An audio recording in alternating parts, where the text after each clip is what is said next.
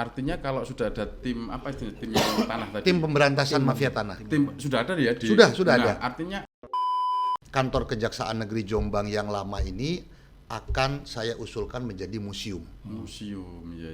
Karena biar juga museum jaksa, minimal kita nanti akan melihat bagaimana perjalanan jaksa di Jombang. Oke. Syukur-syukur bisa untuk wilayah Jawa Timur, karena di Jawa Timur kayaknya kantor yang jadi cagar budaya kayaknya cuma Jombang, bahkan di Indonesia. Pak, aku Chandra Isa tadi bupati mau gitu. Nah, saya pikir itu juga agak ada menariknya nanti itu. Kita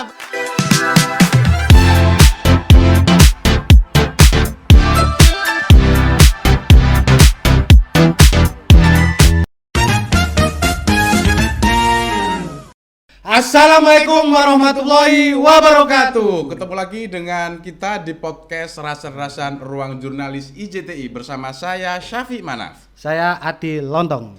Nah dong, Cak. kemarin kan kita rasan-rasan ambek ketua Kadin Pengusaha. Nah itu kan sambatan ya kan, mengeluh soal kepastian investasi kok Jombang. Iya. Aturannya piye kadang-kadang berubah-ubah. Kadang konsisten barang gak konsisten Gak pemerintah. konsisten itu kan. Aturannya gak konsisten. Akhirnya kan pengusaha juga bingung. Gak nyaman, Cak. Gak nyaman. Rasa-rasanya wingi. Nah, katene apa bangun pabrik, tapi akhirnya karena aturan berubah. Gak situ bangun Gak pabrik. situ. Nah, dong hari ini kita kedatangan narasumber yang istimewa. Siapa, Cak? Nah, ini yang bisa memberikan kepastian soal investasi di Jombang utamanya. Hembok, wong penting ya berarti. Wong penting iki ya.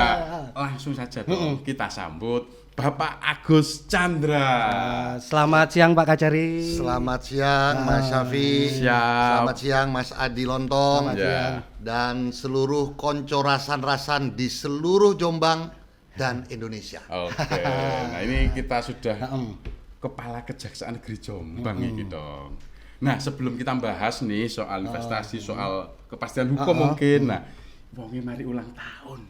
Kejaksaan sih. Oh, kejaksaan nih ulang tahun ya. Kita ucapkan dulu. Pak Kacari, selamat Selamat Hari Hari Bakti Adiaksa ke Ke berapa, Pak? 64. Oh, ke 64. Nggih pun sepuh sakmono, Cak. Ya, sudah berpengalaman dan sudah matang lah ya di usia itu. Nah, ngomong-ngomong soal Hari Bakti Bayangkara nih Pak Kacari. Hari Adiaksa. Adiaksa. Jenengmu dhewe lho. Adi Lontong. Hari Bakti Adiaksa ini ngapain aja kemarin, Pak Kacari? Ya, terima kasih Mas Syafiq dan Mas Adi Lontong. Jadi di tahun 2024 ini pada saat tanggal 22 Juli Kejaksaan ini merayakan Hari Bakti Adiaksa. Jadi mungkin sedikit saya sampaikan dulu sebelum kegiatan rangkaian yang dilakukan di Jombang. Hari Bakti ini merupakan wujud dari bakti kejaksaan. Di tahun 60 itu pisah dari Departemen Kehakiman. Oh, iya ya, dulu masih gabung Masih itu jadi ya. Masih gabung jadi satu, jadi kita masih jadi satu, di bawah Departemen Kehakiman. Terus tahun 1960 kita sudah pisah, dan hari lahir kejaksaan itu sebenarnya tanggal 2 September 1945. 2 September. 2 September. Ada dua peringatan berarti. Iya, di jadi Kejaksaan. dan 2 September 1945 ini baru ditetapkan oleh Jaksa Agung pada tahun 2023 yang lalu. Jadi kalau menurut Jaksa Agung sekarang ini masih masa transisi. Oke. Kita HBA di Juli Ya. dan nanti hari ulang tahun di 2 September. 2 September ya. Nah, dalam rangka HBA tahun 2024 ini Kejaksaan Negeri Jombang coba melakukan kegiatan-kegiatan yang menurut hemat kami kita sesuaikan dengan apa yang dibutuhkan di Jombang.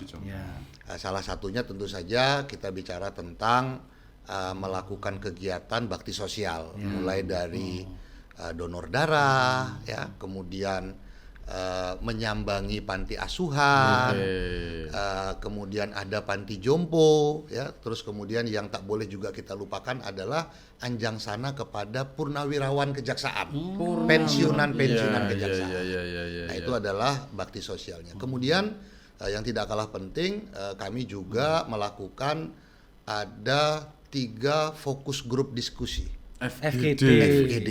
Ya. Yang pertama ini terkait dengan peran kejaksaan untuk percepatan pembangunan. Percepatan bangunan. Jadi kami melakukan pembinaan terhadap para pejabat pembuat komitmen, terus kemudian pelaku-pelaku pengadaan yang terdiri dari penyedia barangnya, konsultannya, ya, dalam rangka untuk memberikan penguatan kepada pejabat pembuat komitmen dalam rangka pengendalian kontrak pengadaan barang dan jasa. Itu yang pertama. Yang kedua kemudian saya bekerja sama dengan Dinas Kominfo juga melakukan sejarah kejaksaan negeri di Jombang. Ada sejarahnya itu juga. Ada sejarahnya. Nanti kita jelaskan. Jadi kejaksaan di Jombang. Jadi bukan kejaksaan negeri saya ralat. Karena kejaksaan negeri tadi itu berdirinya 45. Ini kita bicaranya jauh sebelum 45. Sebelum kemerdekaan. Sebelum kemerdekaan. Yang ketiga kita melakukan FGD tentang peran kejaksaan dalam percepatan dan pengamanan investasi di Kabupaten Jombang bersama Forum Koordinasi Pimpinan Daerah yang dihadiri oleh asosiasi-asosiasi pengusaha di Jombang. Itu. Dan terus kemudian yang terakhir kemarin kita melakukan upacara hari baktinya, resepsi, dan saya tutup untuk di minggu ini dengan melakukan hotmil Quran bersama pegawai kejaksaan. Artinya mulai seluruh kegiatan yang menyentuh sosial, religius, termasuk sebagai sejarah termasuk tadi ini yang baru kayaknya selain fungsi kejaksaan sendiri tadi bikin FGD tadi ya ngono dong diruami kegiatan ini ternyata. Ono program sing unik kejaksaan iki. Sampeyan tau tuh mana jaksa iki ngurusi cagar budaya. Nah, ini baru programnya Pak Kajar itu Jaksa Peduli Cagar Budaya. Jaksa Peduli Cagar Budaya. Pengen roh sampean. Iku biasa gak merusuk-merusuk ngono kira-kira. Nah, gimana itu Pak Kajar? Jaksa Peduli Cagar Budaya itu seperti apa? Jadi memang program Jaksa Peduli Cagar Budaya ini dilatar belakangi yang pertama kali pada saat saya datang di Jombang ini adalah melihat bahwa kantor kejaksaan ini termasuk kantor yang tua. Sudah lama ya? Sudah lama ya. Bergulir waktu kami coba lakukan menelusuri dibantu oleh teman-teman pemerhati sejarah, ternyata memang bangunan kantor Kejaksaan Negeri Jombang ini ternyata sudah lebih dari 50 tahun. Lebih dari 50 tahun. Dari mana kita lihat itu? Salah satunya yang disampaikan oleh pemerhati sejarah bahwa di tahun 1930 dan hari ini masih ada ada pintu besi yang merupakan gedung arsip. Itu di tahun 1930 itu pernah ada upaya yang dilakukan oleh seseorang, tapi kalau di dalam berita itu dibilang perampok yang akan melakukan menjebol. Penjarahan. Menjebol itu. Iya, menjebol kantor arsip itu ya. Iya, pintu besinya. Pintu besinya. Alhamdulillah tapi tidak bisa, tidak bergeming itu. Dan sampai hari ini pintu itu masih dioperasikan dengan baik. Dan berfungsi dengan baik. Dan di dalamnya ada 2 brankas kecil. Saya enggak tahu dulu untuk apa ya, kalau sekarang kita gunakan untuk nyimpan barang-barang berharga.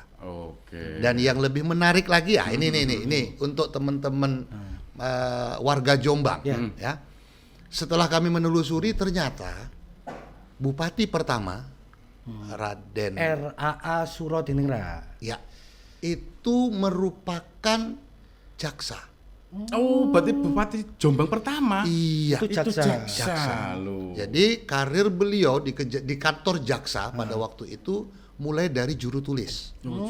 Sampai dengan menjadi ajun jaksa. Nah, itulah Bupati pertama Jombang. Makanya saya selalu sampaikan setelah saya tahu, ya berarti memang ada hubungan emosional khusus Kejaksaan Negeri Jombang dengan Bupati jaksa pertama. dengan warga Jombang. Jombang. Karena Bupati Jombang pertama itu tahun 1910 ya. Artinya kalau Bupati pertama di Jombang harusnya itu kan ya Ya konco dhewe Konco lah ya dhewe. kan ya. Artinya kan sudah diterima nih sama masyarakat Jombang ya. Bukan berarti Pak Agus Chandra iso dadi bupati mungkin. Nah, saya pikir itu juga agak ada menariknya nanti. Kita berharap ada jaksa yang kemudian nanti di kemudian hari bisa menduduki sebagai bupati. Amin. Kirain Pak Agus Chandra mau daftar, ini kan masih cukup lah waktunya ya. Eman lo, Cak. Cek dowo ya, Cak. Kira-kira bupati pertama itu dulu berkantornya juga di kantor kejaksaan itu Pak Kajari. Ya, jadi memang itulah yang menurut kami itu perlu kita telusuri juga kita gali. Karena jika beliau memang berkantor di kantor jaksa di Jombang ini, maka salah satu ruangan yang ada di kantor saat ini yang merupakan gedung lamanya, itu pasti merupakan ruang kerja beliau. Wah, aku semakin penasaran nih. Iya. Koyokane kapan-kapan ini butuh jalan-jalan di dalam kantor itu. Saya tunggu. Tadi saya undang. Ya. Saya undang nanti. Kita menelusuri jejak. Ya. Karena itu tadi nyambung sebagai jaksa cagar budaya tadi, salah satu target saya adalah bagaimana gedung kantor Kejaksaan Negeri Jombang yang dibangun jauh sebelum tahun 1930. Bahkan kalau data penjara itu sudah direncanakan tahun 1881. 1881. Logikanya pasti kantor jaksanya dulu ada, baru ada penjara. Karena tidak mungkin orang masuk penjara kalau tidak ada yang membawa dia ke pengadilan. Jadi itulah makanya saya bikin program jaksa peduli cagar budaya, dan saya juga melihat bahwa Jombang ini memiliki historis yang cukup panjang. Betul. Tapi sayangnya tidak ada cagar budaya yang sudah ditetapkan. Ya. Artinya apa? Kita harus menjaga cagar budaya. Agar untuk anak cucu kita ini tahu progresnya. Dan yang menarik juga, kantor kejaksaan pada saat itu juga pernah menjadi kantor Badan Keamanan Rakyat. BKR. Nah, ini juga menarik karena di tahun 2024 ini Kejaksaan Agung juga membuat FJD tentang sejarah jaksa sebelum kemerdekaan dan pasca. Makanya saya bilang Kejaksaan Negeri Jombang ini punya kontribusi tambahan ini untuk menceritakan bagaimana peran jaksa sebelum kemerdekaan. Betul. Nah, Iki koyokane iki jaksa apa dadi sejarawan. Nah, iki aku penasaran, Cak. Lek Pak jaksa iki peduli cagar budaya kira-kira iki. Kantore ate diapakno. Ya, Nah, betul. tapi sebelum menjawab itu kita minum dulu. Siap. Nah, Pak Kajari, untuk menyelamatkan aset cagar budaya nih di kantor kejaksaan, ini nantinya akan diapakan oleh Pak Kajari? Ya, memang saya juga nggak ngerti kenapa sejak awal saya berada di Kejaksaan Negeri Jombang dengan kondisi luas tanahnya itu cuma 2.000. Saya coba melakukan upaya untuk mencari lahan baru dalam rangka untuk merelokasi, dan alhamdulillah kita sudah dapat. Kebetulan letaknya di samping GOR dan di sampingnya gedung kesenian. Itu totalnya ada 7.500 kurang lebih. 2.500 punyanya Pemda Kabupaten Jombang, yang 5.000 itu punya pemerintah provinsi. Dalam hal ini Dinas Pendidikan. Mungkin kalau teman-teman Jombang ini tahu SMA Sawung Galing. Itu dulu gedung ada Sawung Galing. Dan sekarang sudah tidak aktif, dan ini sedang kita minta. Dan kemarin juga teman-teman dari Dinas Pendidikan sudah datang untuk melakukan inventarisasi. Nah, apabila ini bisa terrealisasi, harapan saya kantor Kejaksaan Negeri Jombang yang lama ini akan saya usulkan menjadi museum. Karena biar juga museum jaksa, minimal kita nanti akan melihat bagaimana perjalanan jaksa di Jombang. Syukur-syukur bisa untuk wilayah Jawa Timur, karena di Jawa Timur kayaknya kantor yang jadi cagar budaya kayaknya cuma Jombang, bahkan di Indonesia. Bahkan di Indonesia. Kecuali Kejaksaan Agung ya. Ya, kalau Kejaksaan Agung masuk. Seorang jaksa Pak Agus Chandra jelasnya sudah pindah-pindah kan ke beberapa lokasi. Dan memang di Jombang ini yang kantor yang paling tua yang jenengan temukan. Iya, betul. Saya sudah 6 provinsi 6 provinsi kejaksaan tinggi. Saya belum menemukan ada kantor lama yang masih bisa dikatakan masih utuh, jejaknya masih lamanya nampak. Kalau di tempat saya kan jelas tadi pintu besinya, jendelanya, model bangunan arsitekturnya. Kalau kita lihat SMA yang tua, yang hampir sama tuh. Jadi di tengah ada taman, nanti ada selasar. Ya. Nah ini salah satu bentuk arsitektur lama. Nah kayaknya harus kita dukung dong, agar kayaknya memang museum Jaksa belum ada kayaknya ya. Kalau museum di Jombang aja nggak ada. Nggak ada. Oh iya. Jadi benar-benar memang ini ya kita jadikan ini museum kabupaten, tapi paling tidak kita mulainya dari Jaksa. Oke, ya. Nah, rek iki podo didukung bareng-bareng ya. Rencana museum yang ada di Kejaksaan ini kita dorong sama-sama agar terrealisasi menjadi museum. Ben awakmu iso dolen runo rek. Ya. Dan kan minimal ya bagi orang yang awam hukum nih ya, ketika masuk di museum Kejaksaan itu akhirnya ngerti. Oh, begini ya prosesnya gitu ya. Apa aja yang dilakukan jaksa dan sebagainya. Oke. Arek cilik-cilik sing teko tadi Jaksa Sahabat Anak. Jaksa Sahabat Anak. Itu menarik itu programnya. Ya. Apalagi ini baru kita rayakan Hari Anak Nasional. Oh iya, betul. Tanggal 23 Juli ya. Itu ngono ae dong. Lima ono sering. Ya. Oke. Bonus ngono. Nah, Pak Kajari, kemarin kita juga pernah dengar nih, Jaksa ini lagi fokus juga soal percepatan investasi dan pengamanan investasi di Jombang. Nah, ini menyambung dengan teman-teman Kadin kemarin yang berkeluh kesah rasan-rasan kita kemarin soal kepastian hukum di bidang investasi. Nah, ini gimana komitmen Kejaksaan nantinya ke depan? Ya. Jadi memang pada saat saya awal mula tugas di sini kita bincang-bincang dengan Pak PJ Bupati dan Forkopimda. Di sana kita sepakat ya, terutama kami dari unsur pemerintah pusat, mulai Kapolres, Pak Dandim, Pak Kajari, ini mendukung percepatan investasi di Kabupaten Jombang. Dan ini sebenarnya amanat dari Presiden sesuai dengan peraturan Presiden nomor 7 tahun 2019 tentang kemudahan berusaha dan sudah ditindaklanjutin oleh Menteri Investasi dan Jaksa Agung. Maka saya membentuk tim percepatan dan pengamanan investasi dan pembangunan. Kenapa ini menjadi penting? Karena sebagaimana disampaikan oleh Pak Bupati bahwa memang dan kita juga bisa melihat sendiri bagaimana perkembangan terhadap investasi dan geliat ekonomi yang ada di Kabupaten Jombang. Dan ini tentu saja tugas kita bersama ya, bukan hanya pemerintah tapi juga masyarakat ya, apalagi dengan teman-teman di pengusaha untuk dapat Jombang ini menjadi tempat yang nyaman. Tapi yang tidak kalah penting adalah harus ada kepastian hukum dalam berinvestasi. Ya. Makanya saya perintahkan kepada Kasih Intelijen untuk melakukan upaya-upaya. Dan alhamdulillah disambut baik oleh Bupati dengan rencana membentuk Satgas yang terdiri dari gabungan. Siapa aja itu? Kalau kemarin kami usulkan termasuk Forum Koordinasi Pimpinan Daerah, terus ada BPN dan instansi-instansi terkait yang kaitannya dengan ya perizinan, ya investasi.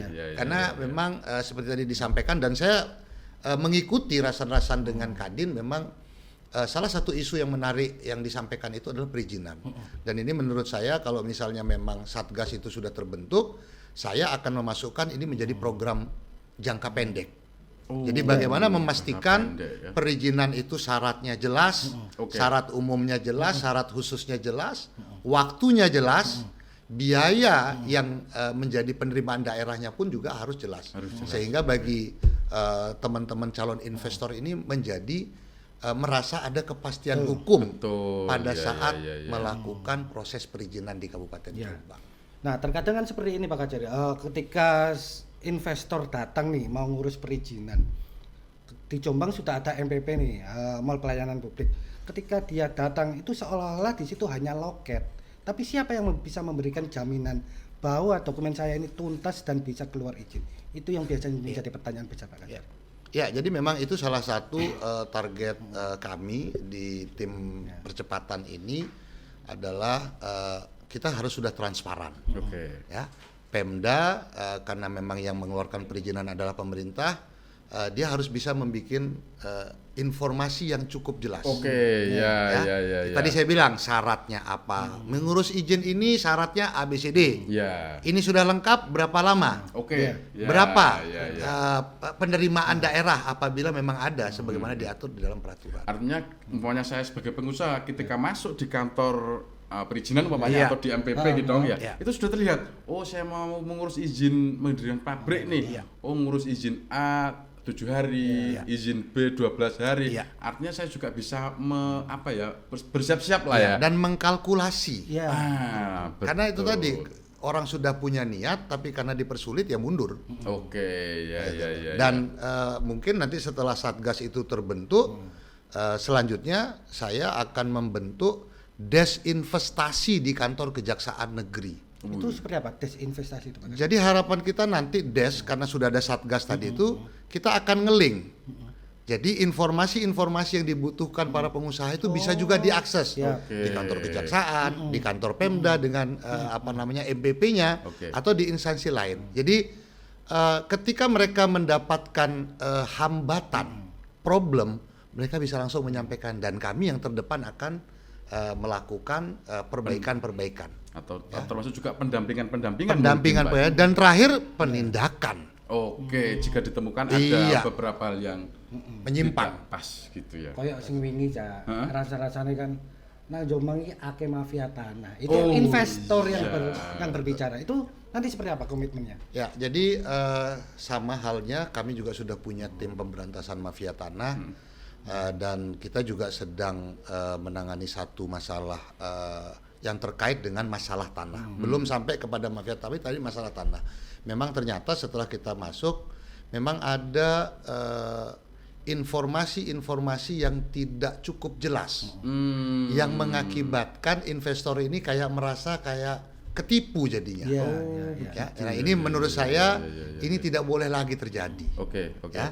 Nanti kaitannya dengan apakah ini area yang boleh atau tidak, ini kita sudah tidak waktunya lagi menutup itu. Kita harus terbuka.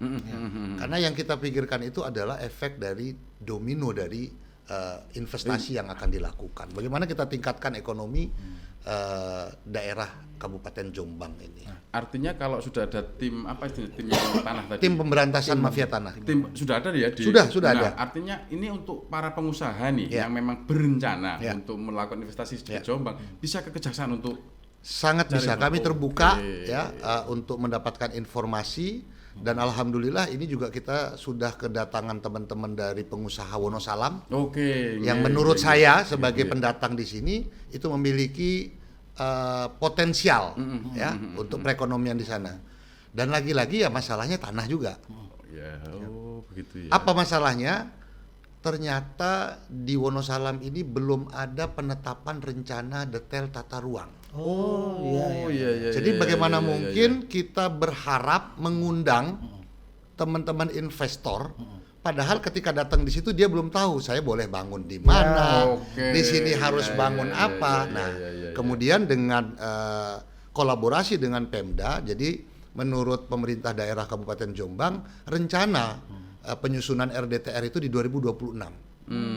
Tetapi karena kita sudah menyampaikan dan menurut saya kita sepakat bahwa Wonosalam ini merupakan salah satu yang sangat berpotensi, insya Allah di 2025 dipercepat. Jadi 2025 teman-teman calon pengusaha di Wonosalam ini sudah mendapatkan penetapan terhadap rencana detail tata ruang. Dan ini menurut saya potensi mafia tanah. Makanya ini harus kita selesaikan dan disitulah kejaksaan itu mengisi. Jadi tidak hanya menunggu kalau sudah ada mafianya. Tapi kita juga membenahi, mengisi tadi belum ada RDTR-nya, ya gimana kejaksaan harus mendorong. Alhamdulillah 2025 ini sudah termasuk memitigasi resiko-resiko itu tadi ya Pak Kajari. Betul sekali. Nah, kalau ngomong masalah investasi ini kan tidak terlepas dari arah pembangunan daerah. Nah, kira-kira Jombang hari ini arah pembangunannya kemana? Industri kah, perhotelan kah, ataukah pariwisata? Nah, sebelum menjawab itu kita break ngopi dulu. Oke, siap. Nah, Pak Kajari, kalau ngomong soal kepastian investasi nih, kira-kira apa sih yang sudah dilakukan oleh Kejaksaan hari ini? Ya, Jadi Kejaksaan Negeri Jombang ini konkret ya telah melakukan upaya-upaya dalam rangka percepatan investasi ini dengan kolaborasi dengan badan usaha milik daerah Perumdam Air Minum. Oh, okay. Jadi pada saat kami audensi dengan teman-teman di Perumdam, ternyata mereka tidak memiliki peraturan tentang mekanisme internal tentang kerjasama dengan pihak lain. Padahal kita tahu bahwa APBD Jombang ini tidak besar. Yeah. Jadi kalau berharap menyediakan infrastruktur sistem penyediaan air minum di Kabupaten Jombang yang hari ini menurut data baru tercakup wilayahnya hanya 11%, maka kita membutuhkan infrastruktur yang besar dengan nilai yang besar. Maka tidak bisa kita hindari, harus kita melakukan kerjasama. Dan ini diatur di dalam PP 122 tahun 2015. Dan ini juga amanat dari PP 54 tahun 2017 dan pedomannya ada di Permendagri 118 2018 yang merupakan kewenangan direksi untuk melakukan kerjasama dengan mekanisme internal berupa peraturan direksi. Dan kami melakukan pendampingan hukum sebagai legal drafter untuk menyusun peraturan direksi tentang kerjasama. Harapan kami kalau ini sudah ada, kita bisa mengundang investor yang tadi mereka mau kerjasama, kalau nggak ada aturan mainnya nggak jelas, ya ini tidak ada kepastian hukum bagi mereka. Itulah kami masuk. Dan yang kedua, begitu juga dengan di Badan Layanan Umum Daerah, layanan kesehatan. Kita butuh infrastruktur layanan kesehatan. Kita berharap dari anggaran negara juga tidak memadai. Tidak memadai. Makanya kami juga diminta untuk menyusun peraturan bupati tentang kerjasama BLUD dengan pihak lain. Dan dua peraturan ini menurut saya adalah norma yang membuat para calon investor ini merasa ada kepastian hukum ketika mereka ditunjuk sebagai mitra kerjasama oleh BUMD dan BLUD. Artinya kemarin kejaksaan ini mendampingi rumah sakit BLUD itu ya? Iya. Atau juga dengan Perumdam. PDAM. Ini untuk menyusun aturan terkait kerjasama dengan pihak ketiga. Iya, betul. Nah, ini kan memberikan kepastian ya kan? Ini jawabannya ini. Dan jika nanti dibutuhkan untuk nih hal-hal yang lain nih, ini juga bisa berkoordinasi dengan kejaksaan nih. Sangat ya, karena memang di dalam amanat undang-undang kejaksaan itu kan kejaksaan harus berperan mendukung pembangunan di daerah di Republik Indonesia. Nah itu tadi kalau ngomong masalah pengamanan investasi juga. Nah bagaimana soal penyelamatan aset Pak Kacari? Penyelamatan aset ini kita rujukannya adalah PP 27 2014. Ya, pedoman teknisnya ada di Permendagri 19 2016. Ketika ada aset-aset milik pemerintah daerah yang tidak digunakan untuk penyelenggaraan pemerintahan, maka seyogyanya dimanfaatkan agar memiliki nilai tambah untuk penerimaan daerah. Tidak mangkrak, tidak bisa dipelihara, tambah rusak, nilainya menjadi susut. Makanya di dalam amanat PP 27 2014 ketika ada memang barang-barang milik daerah yang tidak digunakan langsung untuk penyelenggaraan pemerintah, ini bisa dikerjasamakan. Lagi dengan swasta ya. Dan kemarin kami juga kedatangan masyarakat yang membahas tentang tempat wisata Tirta wisata. Milik daerah juga. Milik daerah juga, ya. Dan ini masyarakat peduli terhadap destinasi wisata ini, dan kejaksaan akan ambil bagian. Bagaimana kami akan mendukung pemerintah daerah. Kita tidak bisa berharap dari SKPD untuk mengelola kawasan wisata. Dia ditugaskan untuk melayani. Yang saya minta kepada masyarakat itu untuk mendorong teman-teman di SKPD melakukan inventarisasi berapa luas lahannya, berapa nilainya. Ini akan kita susun proposal untuk kita lelang. Masa segitu banyaknya pengusaha yang ada di Jombang tidak tergerak, tidak tergerak untuk memajukan wisata. Tirta wisata tadi. Tirta wisata ini, yang menurut berita di koran yang saya baca, tahun 90 itu jadi primadona. Duh, primadona. Betul. Berarti ini sudah mati. Ikonik di Jombang itu. Iya. Makanya peran kita bersama untuk menghidupkan kembali agar dia bisa menjadi destinasi wisata. Saya dulu SD sering berenang situ loh. Nah, itu apalagi. Saya yang Mojokerto itu juga jauh-jauh karena denger Tirta Wisata. Iya. Nah, Sekarang Mangkrak mati. Eman itu. makanya ini kita harus bersama-sama. Kita harus dukung pemerintah. Dan ini juga saya sudah sampaikan kepada Pak PJ Bupati untuk menjadi atensi beliau. Itu semua sudah mulai bergerak untuk penyelamatan itu Pak Kajari. Kalau penyelamatannya sih tidak. Yang ada ini untuk pemanfaatan. Pemanfaatannya. Iya. Agar dia optimal memiliki nilai tambah Ya. bagi daerah. Artinya ada kepastian hukum nantinya jika kemudian pemerintah ini menyerahkan pengelolaannya kepada pihak swasta. Gak kepingin awak mau ngelola TW kira-kira. Saya itu ngisi duit. Ya. Kita harus dorong para pengusaha. Pengusaha lokal lah, nggak usah jauh-jauh kita cari. Ya, jangan cari untung lah, tapi bicaranya yang penting nggak tombok. Betul. Untuk apa? Ya untuk meningkatkan perekonomian.